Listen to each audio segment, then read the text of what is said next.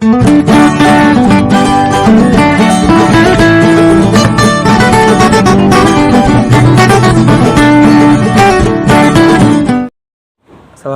warahmatullahi wabarakatuh.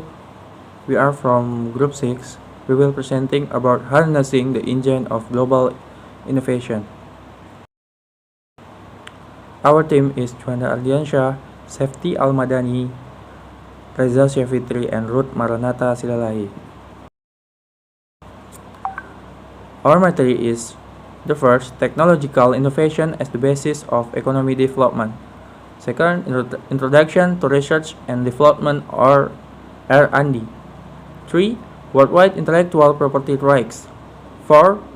How to organize and location of research and development activities. 5. Increasing speed and effectiveness of international innovation. 6. Innovation for the under the pyramid. The first material will be presenting to Safety Almadani. Assalamualaikum warahmatullahi wabarakatuh.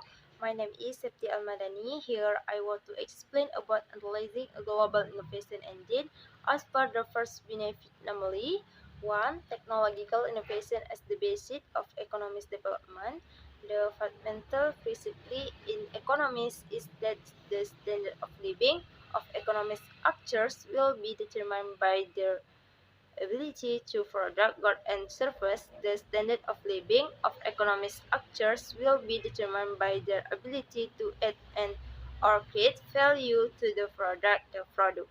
As a result, these countries are getting what and more dependent on development countries' economies. The development will occur if an economy is able to move what it hears in creating and developing innovation and entrepreneurship. For developing countries, of course, innovation is also an important basis for economic development. The development of technology innovation that create add value and new value to product will really feature absolutely, especially in developing countries like Indonesia. 2. Introduction to research and development (R&D). Research and development (R&D) refers to interim research process to identify new knowledge and ideas, and development to turn ideas into tangible product or process. First, innovation is the creation of a new idea that is enabled in a product or process, whereas innovation takes the new idea, the commercializes it in a way that allows the company to grant revenue from it. Second, governments apart from R&D play an important role in innovation. It is generally accepted that it is necessary to engage R&D for reasons of economic governance as well as national security. This has resulted in enormous support from public funds for a wide variety of laboratories. The government enforces R&D not only by providing direct funding but also by providing tech incentives to companies investing in R&D. The government also encourages innovation, also supporting institutions such as education and the provision of relevant infrastructure. So the expression from me, thanks and wassalamualaikum warahmatullahi wabarakatuh. 3. Worldwide intellectual property rights. For a company benefit financially from investing in research and coming up with the new discovery, there must be legal protection for those inventions. The legal system associated with R&D and innovation is referred to as intellectual property rights. The most common way to protect an industrial invention or invention is to patent it. Patent is an investor exclusive right granted by the government and invention, either a product of or a process, which can be applied industrially, i.e. is useful, or new, i.e. new, or show an adequate inventive steps, i.e. to be no, novice. Obtaining obtaining a patent, the company must disclose detail of the invention.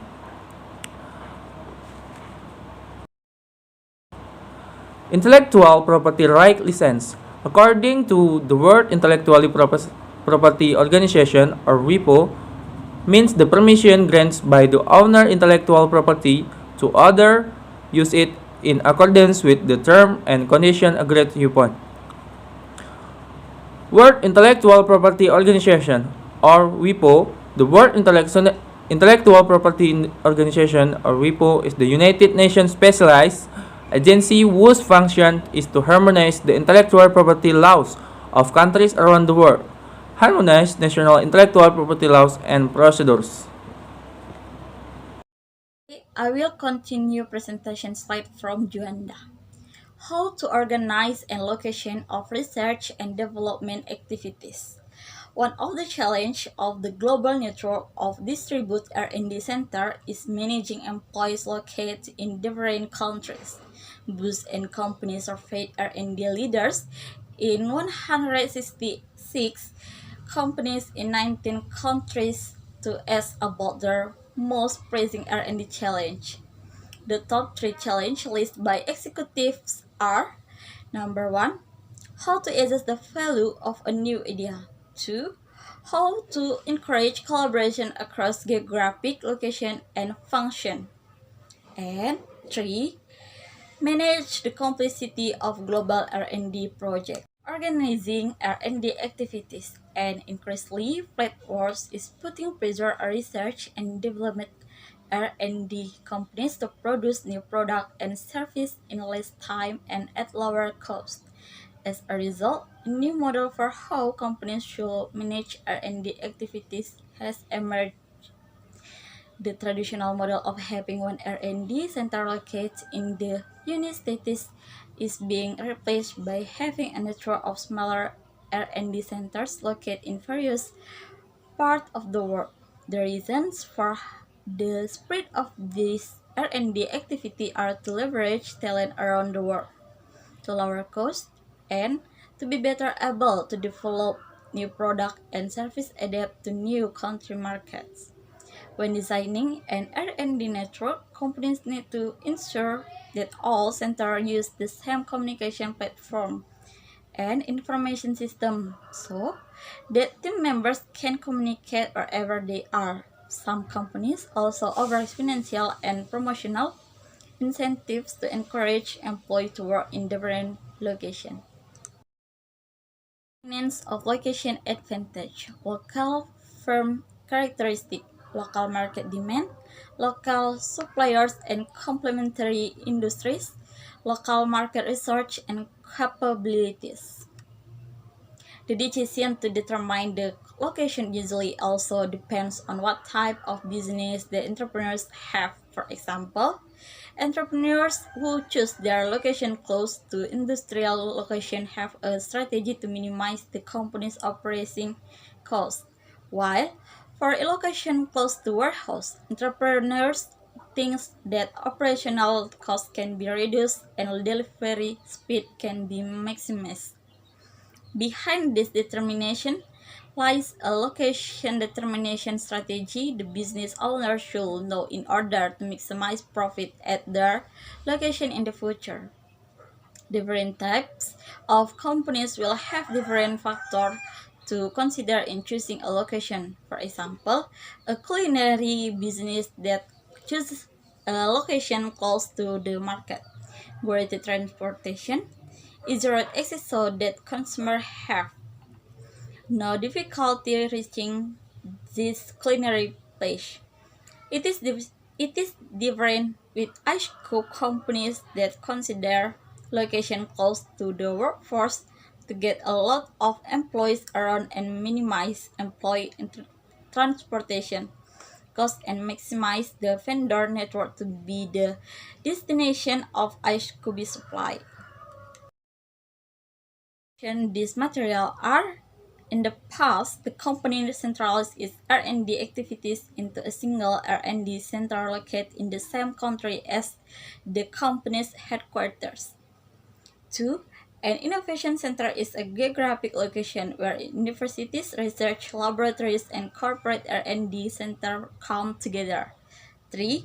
Countries and regions differ systemically in the level of innovation, but governments can drive innovation by supporting the pillars that enable innovation, namely institutional infrastructure, human capacity, public and ICT, or information and communication technology, market sophistication, and business sophistication. Thanks. Now, I want to continue this presentation. Point 5 and 6. Point 5. Increases speed and effectiveness of international innovation. The following are the innovation process. Number 1. Process can be simple activities, filling out a travel expense report. Number 2. A longer process, issuing an insurance policy. Or 3. A broad range of activities, inventory management and distribution. 4. The wider the process, the greater the impact of the process innovation. For example, UPS makes process change when designing the road a driver follows when making a delivery. Open innovation. Open innovation is the deliberate use of an outsider's research, ideas, or technology. That is, a person or company that is not part of a corporate entity, rather than relying solely on innovations generated from within the company. Innovation contest. One method the companies can use to manage and run open innovation is to use the contest or challenge method. 6. Innovation for the under the pyramid. 12 principles of innovation bottom of the pyramid, or BOP.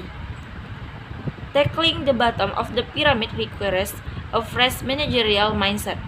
Summarized below the Prahalat's 12 principle of BOP innovation, which is innovation in itself.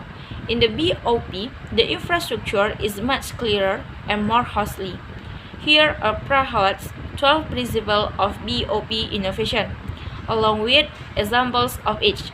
Number 1. Focus on value and performance for the price. 2. Innovate. 3. Create a scalable solution. 4. Arms to convert resources. 5. Identification of functionality. 6. Think in terms of process innovation. 7. Cut back on the skills needed to the job. 8. Educate consumers in product use.